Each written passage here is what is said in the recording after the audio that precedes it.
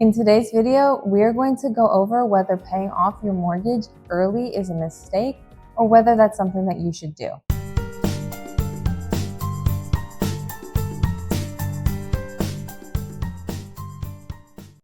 Hi everyone, my name is Helen. Welcome to my channel.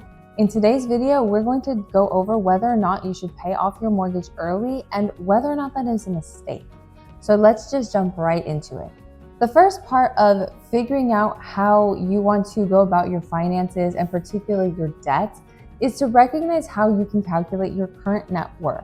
Now, when it comes to a mortgage, you are buying an asset with that money. So let's say you buy a $500,000 house with a $500,000 mortgage. Now you have a $500,000 asset that you own and you have a $500,000 liability. Now, when you look at the two, you end up with a net worth of zero just on the face of that. Now, of course, if you are buying a house, you likely have other assets and other areas where you have money. So your net worth really differs based on your current financial situation.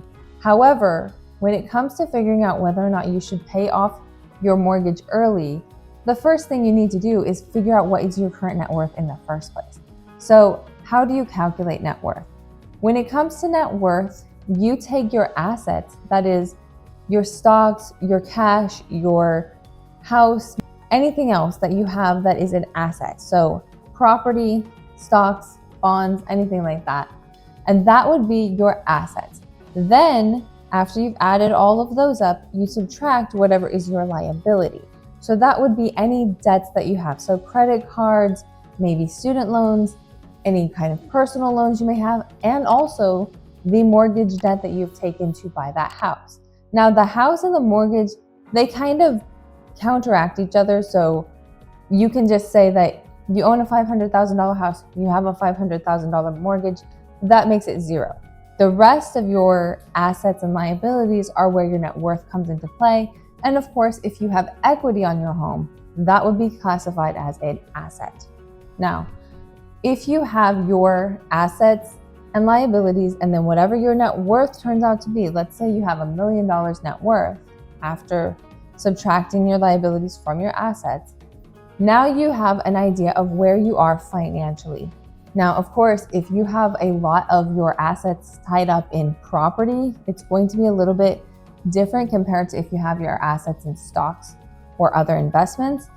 But the base premise is that your net worth helps determine where you should put your money and what you should do with that money.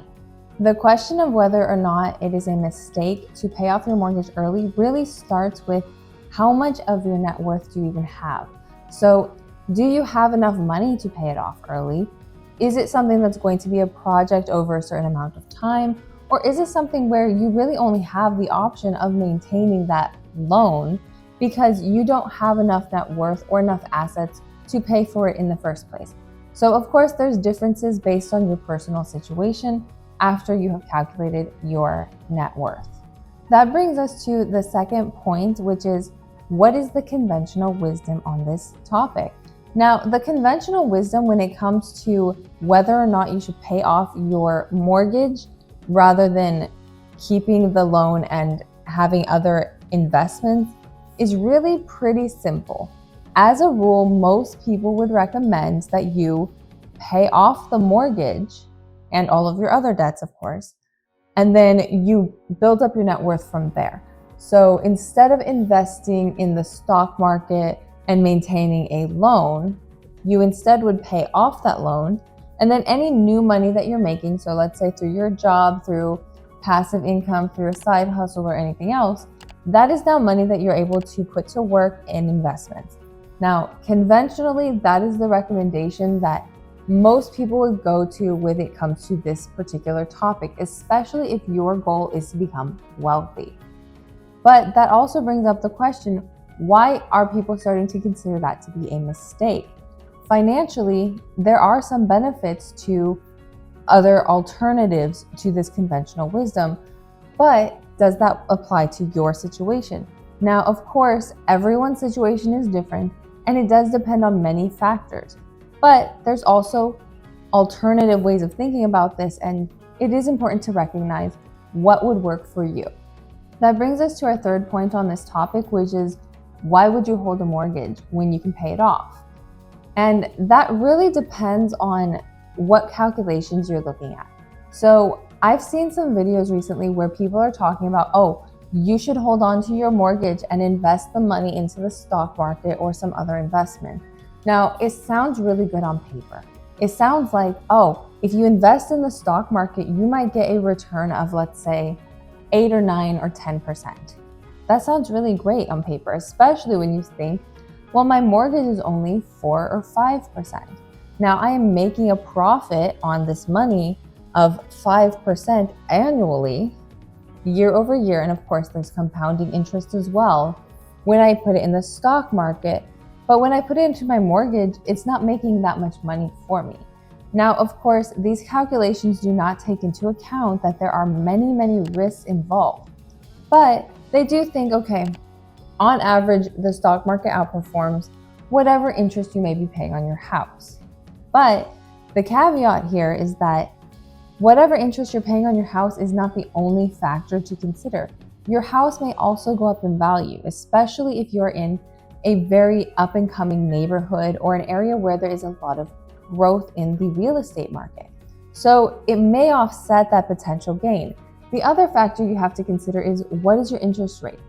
Now, of course, you ideally would have a low interest rate on a mortgage, but depending on your credit score, depending on when you get your mortgage, depending on many other factors, the actual amount that you get might be higher than what most people are calculating when they are looking at alternatives to the conventional wisdom.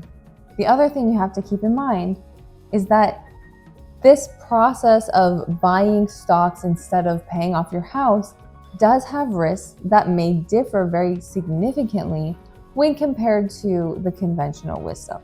So that brings us to our fourth point. Why would you pay off your mortgage? Now, the conventional wisdom is that you pay off all of your debts and then your mortgage as fast as you can. That is the financially savvy way to go because you have fewer risks involved in that.